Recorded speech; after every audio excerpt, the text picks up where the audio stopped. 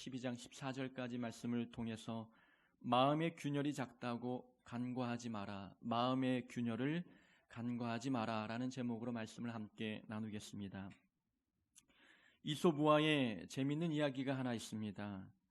네 마리의 황소가 있었습니다. 그 네 마리 황소는 평소 친한 친구였고 매일 함께 어울려 들에가 함께 먹이를 뜯어 먹었고 잠을 잘 때에도 함께 자면서 행복한 나날을 보내고 있었습니다. 네 마리 황소가 함께 다녔기 때문에 힘센 사자도 황소들에게 함부로 달려들지 못했습니다. 사자는 고민했습니다. 어떻게 이 황소를 떨어뜨려 놓고 그 황소를 한 마리씩 잡아먹을 수 있을까? 고민하다가 좋은 묘수를 한 가지 떠올렸습니다. 사자는 네 마리 황소 중 한 마리에 접근해 이렇게 말했습니다. 예, 황소야, 다른 황소들이 그러는데 너 혼자만 풀을 너무 많이 먹는다고 뒤에서 욕하더라 라고 이야기했습니다. 그리고 다른 황소에게 다가가서는 이렇게 말했습니다. 예, 황소야, 다른 황소들이 그러는데 너는 덩치가 제일 작고 힘이 약해서 아무 곳에도 쓸모가 없다고 욕하더라 라고 말합니다. 또 다른 황소에게 가서는 말합니다. 진짜 맛있는 풀이 있는 언덕을 내가 알고 있는데 내가 너에게만 알려줄게 라고 속삭였습니다. 사자는 이와 같은 방법으로 황소들 사이를 이간질하기 시작했습니다. 사자의 거짓말에 황소의 마음에 의심이 들기 시작했고 서로를 믿지 못하게 되었습니다. 결국에는 의가상에 뿔뿔이 흩어져 각자 생활하게 되었고 그 결과 모든 황소는 사자의 밥이 되고 말았습니다. 이 이야기를 통해서 깨닫는 교훈이 있습니다. 작은 오해가 마음의 균열을 만든다라는 것입니다. 작은 오해는 각자의 마음의 균열을 만듭니다. 그리고 그 균열은 관계를 무너뜨립니다. 그렇게 견고했던 신뢰 관계, 사자도 함부로 덤비지 못했던 탄탄한 관계가 작은 오해로 금이 가기 시작하더니 결국 사자의 밥이 되는 무서운 결과를 초래했습니다. 작은 균열을 간과했더니 그 작은 균열이 큰 무너짐으로 이어지고 말았습니다. 거대한 댐도 작은 균열 하나로 물이 새고 결국 무너집니다. 거대한 큰 산의 산사태도 작은 균열 하나 때문에 산사태가 일어나기도 합니다. 사람 관계도 이와 같습니다. 사람 관계가 한순간에 끊어지는 것도 각자의 마음에 일어나고 있는 작은 균열 때문입니다. 사울 왕에 이어 다윗이 왕이 되었을 때였습니다. 다윗은 사울의 아들인 요나단과의 우정이 깊었지요. 그가 요나단의 도움이 아니었다면 다윗은 사울 왕의 공격 앞에 죽음을 면치 못했을 것입니다. 원수같이 여겼던 사울 왕의 아들인 요나단이 다윗의 목숨을 구해주는 결정적인 역할을 했기 때문에 다윗이 왕이 된 이후에 이 요나단의 가문에 내가 어떤 좋은 일을 할 수 있을까? 받은 은혜를 어떻게 갚을 수 있을까? 고민했습니다. 그러다가 사울의 가정에 종노릇했던 시바라고 하는 사람을 불러다가 묻습니다. 혹시 사울의 가문에 살아남은 자가 있느냐 묻습니다. 시바가 대답하기를 요나단의 아들 무비보셋이 살아남았는데 그는 두 다리를 절어 잘 걷지 못합니다 라고 보고했습니다. 다윗은 무비보셋을 불러 요나단에게 입은 은혜를 갚고자 했습니다. 그래서 사울 왕이 누렸던 모든 토지를 이 무비보셋에게 다 돌려주고 그리고 시바를 다시금 무비보셋의 종을 삼게 하여 무비보셋을 보좌하도록 했습니다. 그리고 이 무비보셋을 다윗의 아들처럼 대우하며 왕이 먹는 식탁에서 함께 밥을 먹도록 했습니다. 왕자의 대우를 해준 것입니다. 다윗과 무비보셋의 관계가 이렇게 아버지와 아들의 관계처럼 돈독한 사랑의 관계가 되었습니다. 그런데 다윗의 아들 압살롬이 반역을 일으켰고 다윗 왕이 궁궐에서 이제 도망가게 되었습니다. 무비보셋도 다윗을 따라가려고 했지만 두 다리가 멀쩡하지 않아서 함께 보좌를 맞출 수가 없었죠. 그래서 종 시바에게 부탁합니다. 나를 위해 나귀를 준비하고 내가 앉을 수 있도록 안장을 앉혀놓아라 부탁했습니다. 시바는 무비보셋의 명령을 듣지 않고 모함할 준비를 합니다. 다윗 왕이 있는 곳에 열심히 따라가더니 음식을 대접하고 잘 보이면서 이제 모함하는 거죠. 너의 주인 무비보셋은 어디 있느냐 묻습니다. 시바가 대답하기를 무비보셋은 왕을 따라오지 않고 궁궐에 남아 드디어 이 나라가 사울의 자손에게 돌아올 것을 기대하고 있습니다 라고 거짓말했습니다. 다윗이 화가 났습니다.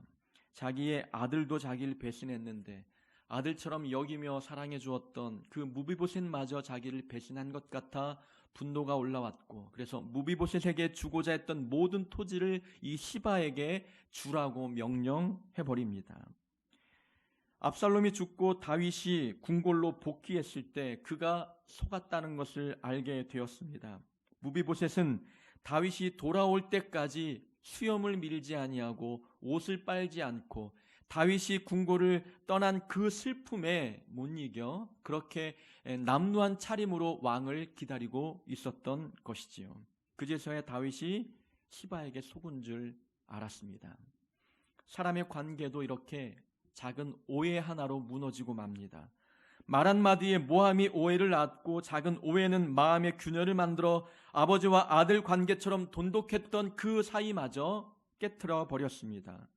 어떤 사람들은 돈에 대한 욕심이 마음의 균열을 만들어 가족 간에도 돈 때문에 다투는 일들을 만들어냅니다.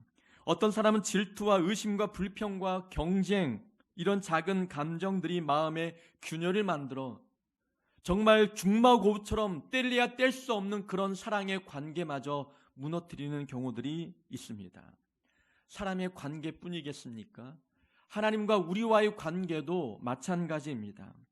우리는 하나님이 우리에게 큰 실수를 해서 하나님과의 관계가 무너지는 적 보셨습니까? 우리가 하나님 앞에 큰 죄를 범해서 하나님과의 관계가 망가진 적 있었습니까? 그렇지 않습니다. 큰 문제가 아니라 아주 사소하고 작은 문제가 우리 마음의 균열을 가져오고 그 균열이 하나님과의 관계를 무너뜨리게 됩니다. 가나안 땅을 향했던 이스라엘 백성들이 광야에서 40년을 보내면서 그들이 하나님과의 관계가 깨졌던 원인은 무엇 때문이었습니까? 먹는 것, 마시는 것, 의식주의 문제, 아주 간단하고 사소한 문제로 인해서 하나님과의 관계가 금이 가기 시작했습니다. 작은 것이 하나님과의 관계를 무너뜨렸던 것이지요. 우리가 하나님과의 관계, 그 관계가 소원해질 때는 언제였습니까? 매우 사소한 것 아닙니까? 내 삶이, 내 인생의 방향이 내가 원하는 대로 흘러가지 않을 때 시험에 듭니다. 섭섭해집니다. 내 기도 제목이 응답이 되지 않을 때 괜히 하나님 앞에 화가 납니다. 내 자녀를 바라볼 때에도 화가 나고 내 배우자와 내 가정의 형편을 바라볼 때, 내 경제 상황을 바라볼 때 마치 이 모든 것이 하나님 탓인 양 하나님께 불평 불만합니다.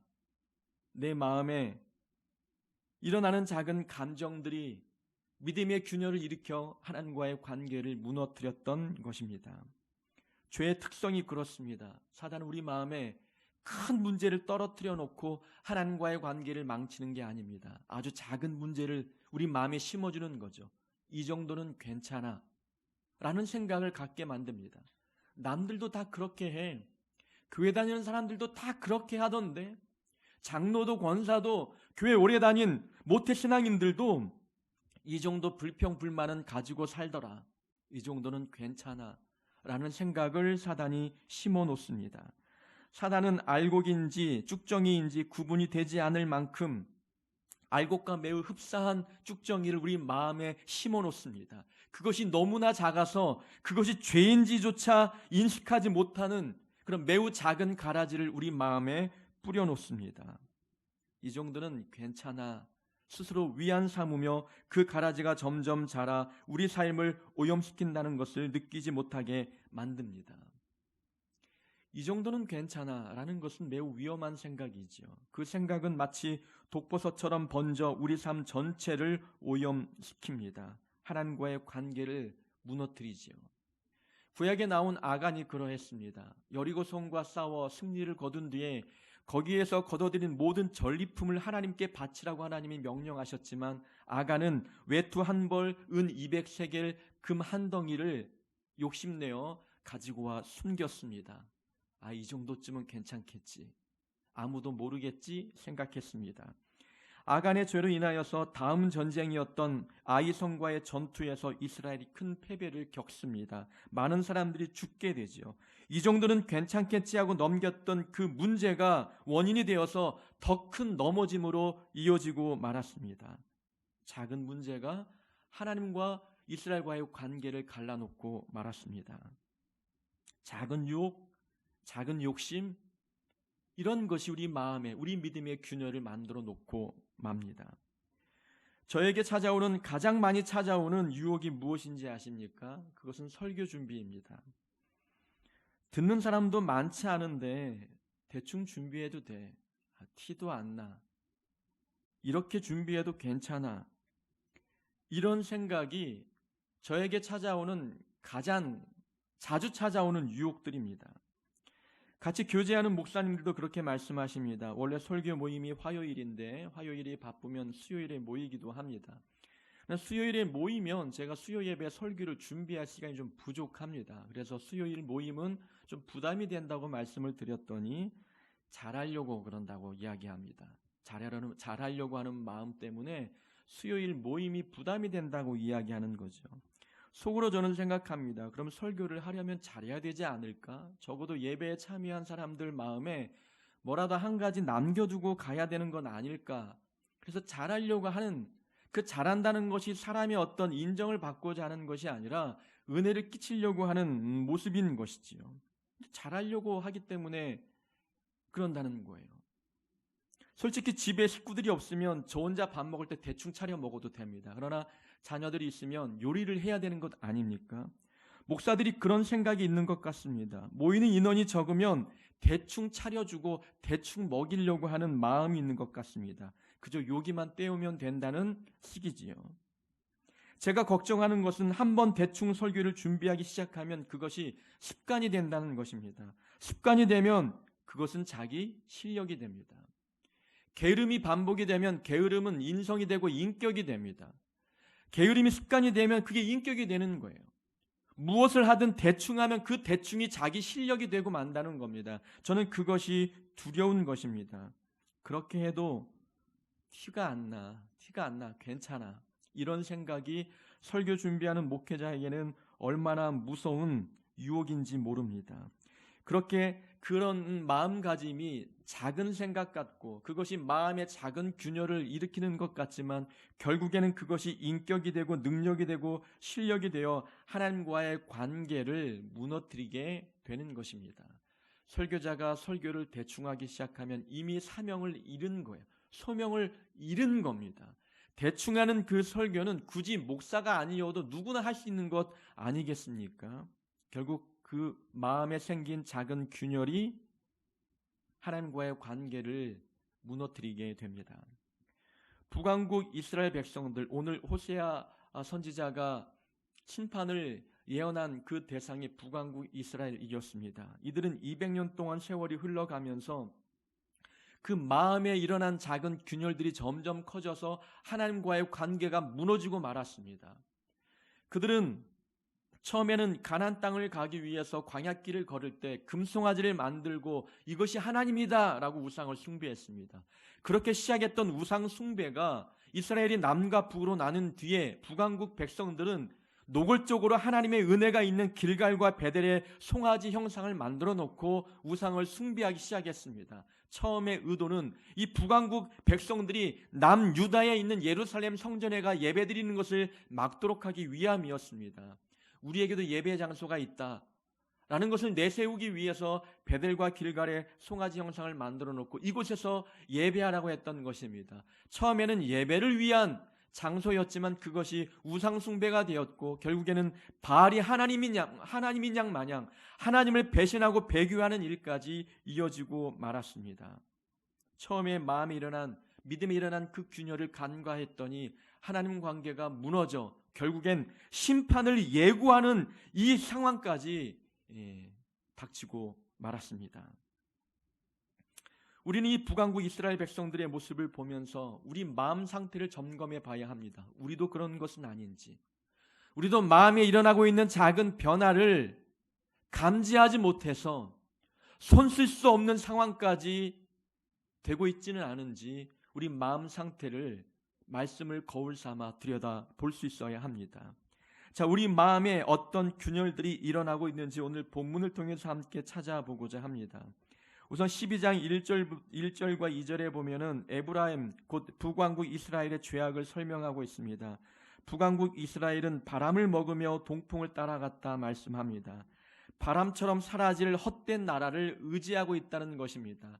바람은 잡으면 사라지는 것처럼 이 북왕국 이스라엘 백성들은 그 나라의 안전을 위하여 강대국들을 의지하는 겁니다. 그러나 그 강대국은 바람과 같은 존재라고 말씀하고 있는 것이지요. 아수르를 의지하기도 했고 애굽에 기름을 바치며 애굽을 의지하고 있었습니다. 하나님은 그 모습이 보기 좋지 않으셨고 그들의 행위대로 갚아주시겠다 말씀하셨습니다.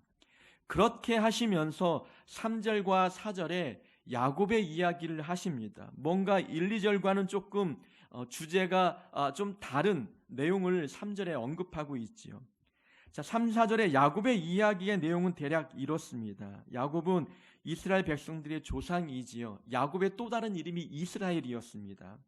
야곱은 태어날 때 쌍둥이로 태어났고요. 그가 태어날 때 형 에서, 쌍둥이 형 에서의 발 뒤꿈치를 잡고 태어났습니다. 먼저 나오기 위해서 싸웠던 것이죠. 먼저 태어나야 장자의 축복을 받을 수 있기 때문이었습니다.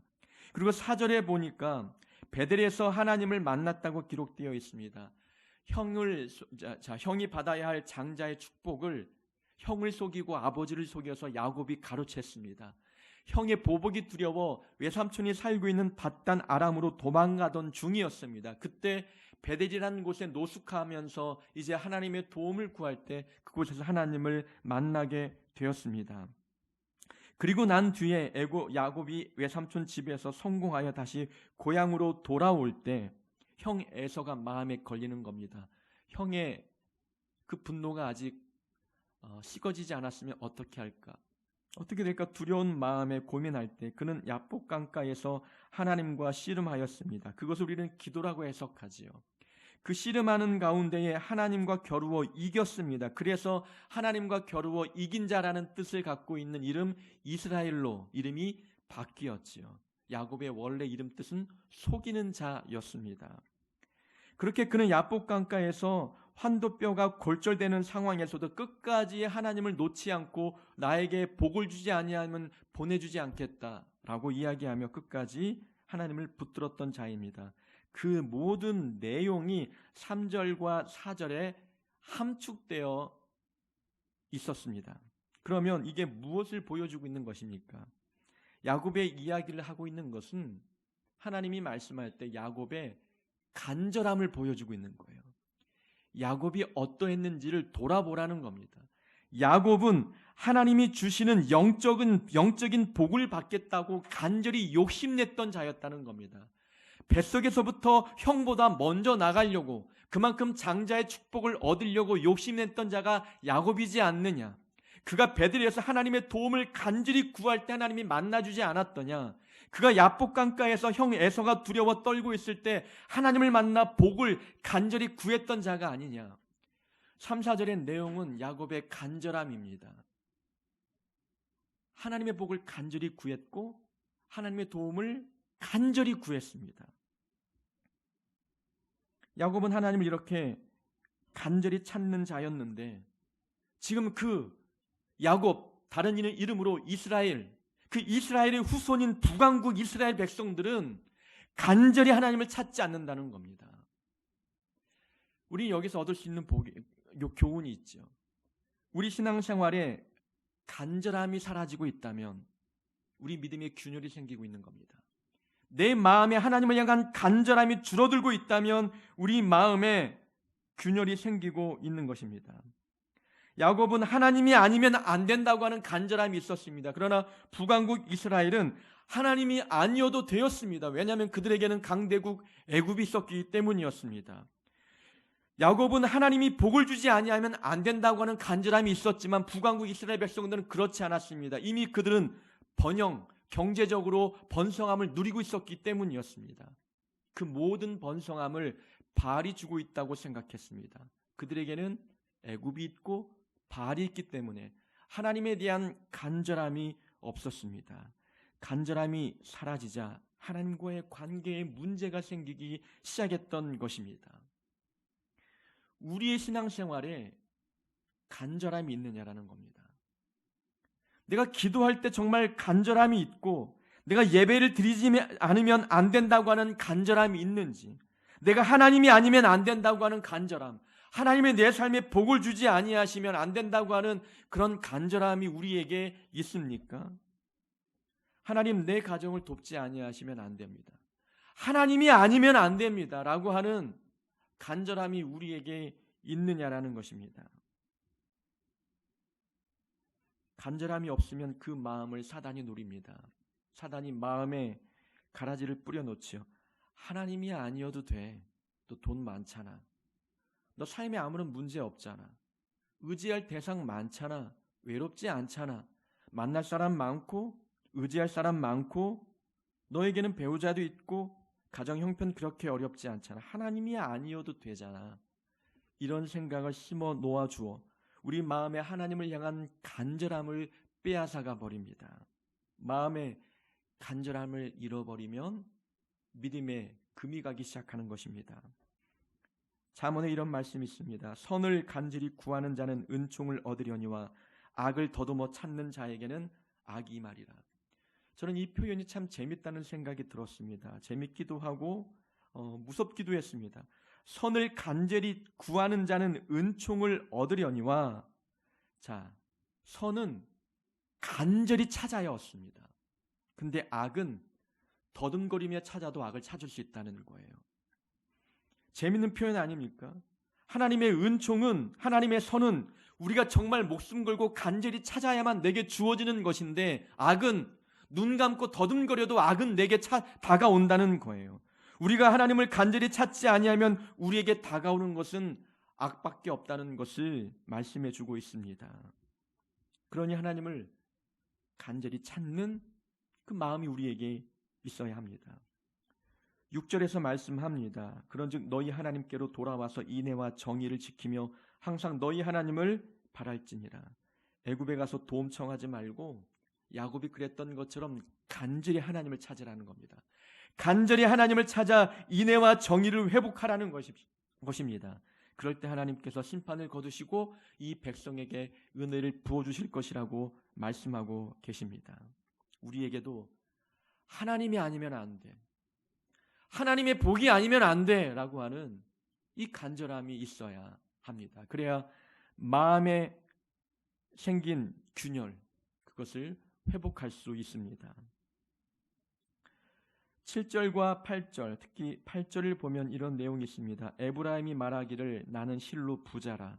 내가 재물을 얻었는데 내가 수고한 모든 것 중에서 죄라 할 만한 불의를 내게서 찾아낼 자가 없으리라. 자, 북이스라엘 백성들은 경제적으로 부강했습니다.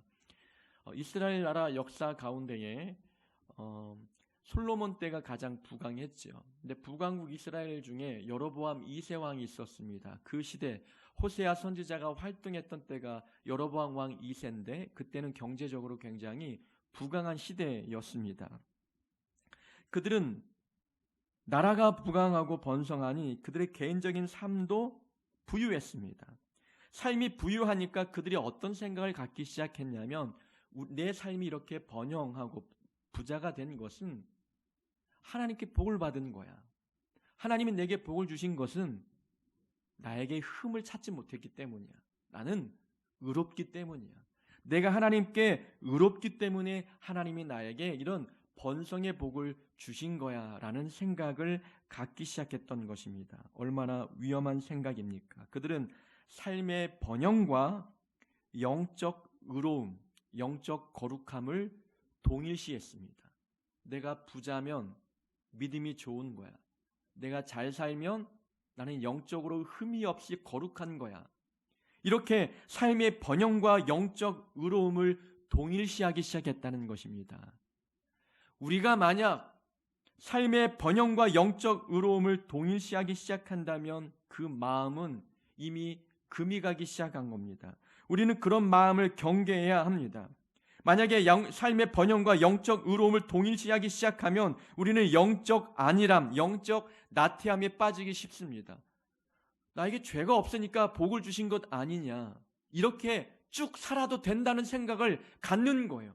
삶에 아무런 문제가 없으니 하나님께서 이런 은혜를 주신 게 아니겠느냐라는 생각을 갖고 있는 거죠. 그러나 하나님이 말씀하십니다. 7절에 보면 그는 상인이라 손에 거짓 저울을 가지고 속이기를 좋아하는 도다. 그들은 거짓 저울을 들고 장사하기 시작했어요. 그러니 그들이 벌어들인 돈은 부당한 취득을 한 거예요. 남을 속이며 얻은 이익들이었습니다. 그러나 그것을 보고 잘 살고 있다고, 나에게 흠이 없으니 하나님이 복을 주신 것이라고 이야기한 겁니다. 삶의 번영, 그것은 그들의 거룩함을 대변하는 것이 결코 아니었습니다. 번영을 영적 의로움이라고 생각하면 문제가 무엇인지 아십니까? 번영은 하나님의 복이다, 그러면 가난은 하나님의 저주라는 이런 논리가 성립이 되는 겁니다. 번성한 삶은 의롭기 때문에 얻은 복이라면 그 반대의 가난은 죄를 지어 벌받은 것이 되는, 이런 관계가 성립이 되는 거예요. 그래서 삶의 번영과 영적 의로움을 동일시한다는 것은 이 생각 자체가 문제라는 겁니다. 백성들의 삶의 풍요는 그들이 죄를 지어 남을 속이고 얻는 풍요였습니다. 그런데도 자기들의 삶은 마치 아무런 문제가 없는 것처럼, 자기들이 의로워서 이런 복을 누리는 것처럼 생각했습니다. 하나님께서 그들에게 말씀합니다. 내가 너로 다시 장막에 거주하게 하기를 명절날에 하던 것 같게 하리라. 9절 말씀이죠. 무슨 말씀이냐? 이스라엘에는 명절, 3대 명절이 있었습니다. 유월절, 그리고 장막절, 맥추절이었습니다. 그 중에 여기서 말하는 명절날은 장막절을 의미합니다. 내가 너로 다시 장막에 거주하게 하기를 명절날에 하던 것 같게 하리라. 장막절이 어떤 절기였냐면, 장막절은 이스라엘 백성들이 광야에서 40년 동안 하나님의 은혜로 무사히 삶을 보내지 않았습니까? 그 날을 기억하는 거예요. 광야에서 하나님이 우리에게 은혜를 베푸시고 우리와 동행하셨던 그 날을 기억하기 위해서 일주일 동안 장막 안에서 거주하는 그 명절이 바로 장막절이었습니다. 그러니까 그 장막절은 하나님이 광야에서 내게 베푸신 은혜를 기억하는 절기였어요. 하나님은 너희들이 지금 복을 누리며 그 복이 너희들의 의로움 때문에 주어진 복이라고 생각하는데, 장막절을 떠올려 보라는 겁니다. 광야에서 너희들 조상들이 하나님께 은혜와 복을 누린 것은 그 조상들이 잘해서 받은 복이냐, 그들이 의로워서 얻은 은혜냐라고 묻고 있는 거죠. 아니라는 겁니다. 하나님이 은혜로운 분이시기 때문에 백성들이 불평불만하고 백성들이 우상 섬기고 죄를 지어도 하나님이 약속하신 복이 있기 때문에 은혜를 주신 거라는 거예요. 백성이 잘해서 받은 복이 아니라 하나님이 은혜로운 분이었기 때문에 복을 주신 거라는 거죠. 지금 너희들이 누리는 이런 복의 삶들, 이런 풍요, 이런 번영함들, 너희들이 잘해서가 아니다. 이건 너희들이 거짓말해서 남을 속이고 얻은 것 아니냐. 너희들이 노력을 얻은 것 같지만 그렇지 않다는 거예요. 그런 이야기를 하고 계시는 겁니다. 그래서 그들을 향해서 다시 광야에서 장막에 거했던 그런 삶으로 돌아가도록 하겠다라고 하나님이 심판의 메시지를 하고 계십니다. 풍요와 영적 의로움은 전혀 관계가 없습니다. 이 백성들, 그들은 지금 누리는 그 번영은 하나님의 주신 것이 아님에도 불구하고 그들이 거룩하고 의롭기 때문에 하나님께 받은 것이라고 착각하며 살았습니다. 근데 하나님은 이 풍요와 번영이 믿음의 어떤 수준을 말해주는 것이 아닌데 백성들은 그렇게 착각하고 있던 것이죠. 그러니까 사람들은 내가 잘 살면 내 신앙생활도 문제가 없다고 생각하죠. 그러니까 내 물질, 번영, 풍성함, 내게 주어진 물질의 복, 이것이 기준이 되어서 내 영적 가치를 판단하고 있다는 겁니다. 그러나 번영과 풍성함이 내 믿음의 수준과 가치를 판단하는 기준이 되어서는 안 됩니다. 10절에 보면은 하나님께서 선지자를 통해서 이상을 보여주셨고 비유를 베풀어 주셨다고 말씀합니다. 한마디로 하나님의 뜻을 선지자를 통해서 보여주신 거예요. 하나님의 말씀을 보여주신 겁니다. 그러니까 하나님의 말씀을 듣고 그들의 마음 상태를 점검해야 했습니다. 근데 그들은 하나님의 말씀을 거울 삼아 자기의 영적 상태를 돌아보지 않고 내 삶이 풍요로우니 내 영적 상태는 전혀 문제가 없다라고 생각을 하고 있었습니다. 말씀이 거울되지 않고 아무런 문제가 없는 내 삶이 거울이 되고 있는 거예요.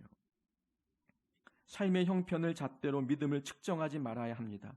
말씀을 잣대로 믿음을 평가할 수 있어야 하고 우리의 신앙 상태를 점검할 수 있어야 합니다. 사람의 마음은 간사해서 풍요롭게 살면 문제의식을 느끼지 못합니다. 영적 경각심이 사라지고 맙니다. 걱정 근심 없고 삶이 그래도 잘 흘러가고 있기 때문에 하나님과 나와의 관계에 전혀 문제가 없다고 생각을 하고 내가 하나님 앞에 잘하고 있으니 삶이 이렇게 풍요롭고 안전하구나 착각하는 겁니다. 삶의 번영과 영적 거룩함 동일시할 수 없습니다. 동일시하는 순간 우리 마음의 균열이 일어나고 그 균열이 점점 커져서 하나님과의 관계에 문제가 생기고 맙니다. 12절을 함께 봅니다. 12절에 보면 야곱 이야기가 다시 나옵니다. 야곱이 아람의 들로 도망하였으며 이스라엘이 아내를 얻기 위하여 사람을 섬기며 아내를 얻기 위하여 양을 쳤고. 자, 야곱의 이야기를 함축적으로 12절에 기록하고 있는데, 자, 야곱에게 어떤 일이 있었냐면 아까 말씀드린 대로 형과 아버지를 속여서 형이 받아야 할 장자의 축복을 가로챘어요. 그 다음에 바단 아람으로 도망갔습니다. 거기 외삼촌이 있기 때문에 그렇죠. 거기에 가서 외삼촌의 딸 라헬이라고 하는 여인을 만나 사랑에 빠집니다. 그래서 라헬과 결혼하기 위해서 결혼 지참금이 없기 때문에 7년 동안 외삼촌에게 무보수로 봉사합니다. 일을 하는 거예요. 7년이 되어 아내를 딱 얻고 다음날 아침이 돼 보니까 라헬이 아니라 라헬의 언니 레아였습니다. 언니를 먼저 시집 보내기 위해서 이 조카를 속인 거예요. 그럼 레아를 어쩔 수 없이 이제 하룻밤을 지냈기 때문에 아내로 이제 삼았습니다. 그러면 이제 그 원래 사랑했던 라헬을 얻기 위해서 또 7년을 봉사해야 되는 거예요. 14년 동안 무보수로 아내를 얻기 위해서 봉사했습니다. 그리고 그 남은 또 6년을 더 일을 하는데 외삼촌이 6년 동안 주겠다 하는 임금을 주지 않고 속이는 거예요. 근데 야곱의 이름이 뜻이 원래 무엇입니까? 속이는 자. 형을 속였고 아버지를 속였어요. 그런 자가 외삼촌에게 속임을 당하면서 그의 마음 상태가 성장하기 시작한 거예요. 그 수년 동안 고통당하고 고난과 환난 속에서 그의 마음 상태가 점점 다듬어지기 시작했던 것입니다. 그래서 하나님께서 이제는 이 야곱에게 기적과 같은 은혜로 그에게 일한 대가를 주십니다. 수많은 가축을 꾸리게 하시고 그래서 이제는 고향으로 돌아가게 합니다. 고향으로 돌아갈 때 야복 강가에서 천사와 씨름하며 그의 이름이 바뀌잖아요. 이스라엘로 이름이 바뀝니다. 그런데 오늘 본문에 보니까 야곱이라는 이름도 나오고 이스라엘이라는 이름도 나오잖아요. 야곱이 아람의 들로 도망하였으며 이스라엘이 아내를 얻기 위하여 사람을 섬기며 그 사람은 외삼촌을 말하는 거죠. 그럼 여기서 말한 이스라엘은 누굽니까? 야곱이라는 거예요. 근데 앞에는 야곱이라는 이름을 언급했는데 뒤에는 이스라엘이라는 이름으로 바꾸어서 언급하고 있다는 겁니다. 의도가 있다는 것이죠. 야곱이 이스라엘로 변화되었다. 라는 것. 언제 변화되었느냐? 그가 외삼촌 집에서 숱한 고난과 고통과 그리고 환난을 겪을 때 그가 변화되었다는 거예요. 속이는 자에서 겨루어 이기는 자로 본능 자체, 본성 자체, 속사람이 완전히 달라졌다는 것입니다. 고난 속에서 그가 야곱이 이스라엘로 성장했다는 것을 말씀해주고 있는 것입니다. 고난과 환난이 닥칠 때 야곱은 성장했다는 거예요. 그런데 북왕국 이스라엘 백성들은 풍요로운데도 불구하고 그의 영적 상태가 퇴보되고 있다는 것을 말씀하고 있는 겁니다. 우리는 여기서 알 수 있는 게 있죠. 위기 때 영적으로 성장하지 않고 오히려 퇴보되고 있다면 우리의 마음에 균열이 생기고 있는 것입니다. 하나님이 풍요를 주셨음에도 불구하고 믿음이 성장하지 않고 퇴보되고 있다면 그 또한 우리의 믿음에 균열이 생기고 있는 것입니다.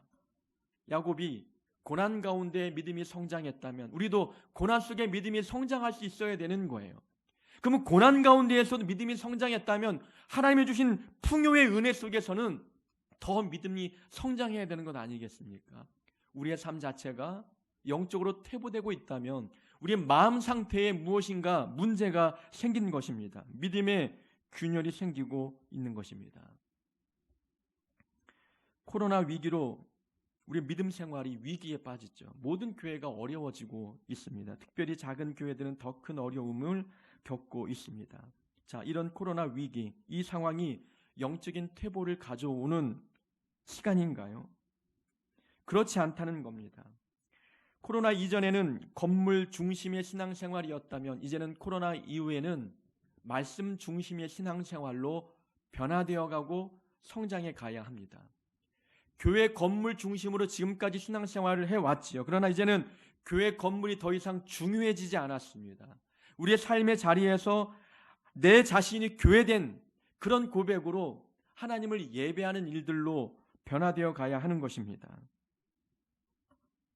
사람들은 교회에 모이지 않으면 불안해하고 또 교회에서 예배를 드리지 않으니 믿음이 퇴보된다고 생각합니다. 근데 사실 이 건물이 교회가 아니잖아요. 이건 예배당입니다. 예수님을 모신 우리 마음이 교회인 거예요. 그럼 내가 가는 곳마다 교회라면 내가 있는 그곳이 교회이고 그 가정에서 그 가정을 교회 삼아 거기서도 하나님을 예배할 수 있어야 된다는 것이죠. 코로나의 위기는 우리의 신앙 성장을 도와주는 좋은 기회가 될 수 있습니다. 남을 의지하고 또 강압적으로 끌려나와 예배드렸던 모습에서 이제는 스스로 홀로서기 하며 어디에서든 어떤 상황에서든 하나님을 예배하는 모습으로 성장할 수 있는 좋은 기회가 되는 것입니다. 위기 때 영적으로 퇴보하고 있다면 우리의 신앙생활에 지금 균열이 발생되고 있는 것입니다. 죄는 눈에 보이지 않는 모습으로 우리 마음에 찾아옵니다. 때로는 그 죄가 달콤하고 사랑스럽고 탐스러운 모습으로 다가옵니다. 이 정도는 괜찮아 하는 생각으로 우리에게 다가와 우리 마음의 경각심을 또 무장해제시킵니다. 남들도 다 질투하고 남들도 다 불평하고 남들도 다 그렇게 하고 살아. 교회 다닌다고 해서 돈 좋아하지 않는 사람은 없어. 다 돈이 중요하고 돈 중심으로 살아가잖아. 이 정도는 괜찮아. 라는 생각, 작은 생각을 우리 마음에 심어놓습니다. 그 생각이 우리 마음에 균열을 만들어 하나님과의 관계를 끊어지게 만듭니다. 우리는 오늘 우리 마음의 상태를 들여다보았습니다. 우리 신앙생활에 하나님에 대한 간절함이 없다면 우리 마음도 균열이 일어나고 있는 것입니다. 풍요와 우리의 삶의 번영과 풍요를 영적 의로움과 동일시하고 있다면 그것도 우리에게는 영적으로 균열이 일어나고 있는 것입니다. 고난 속에서 믿음의 성장 대신 퇴보가 일어나고 있다면 이 또한 우리 신앙생활에 빨간불이 들어오고 있는 것입니다. 마음이 일어나고 있는 작은 균열을 간과하지 말아야 합니다. 속히 회개하여 마음이 금이 간 균열을 속히 회복할 수 있어야 합니다. 6절의 말씀처럼 하나님께 빨리 돌아와 우리 인애와 정의를 지키는 삶으로 회복될 수 있어야 합니다. 우리 하늘특교회 모든 성도님들은 마음의 균열을 속히 치료하여서 주님 오시는 그 마지막 심판 날에 무너지지 않는 성도로 남을 수 있는 그런 복된 하나님의 자녀 되기를 주의 이름으로 축원합니다.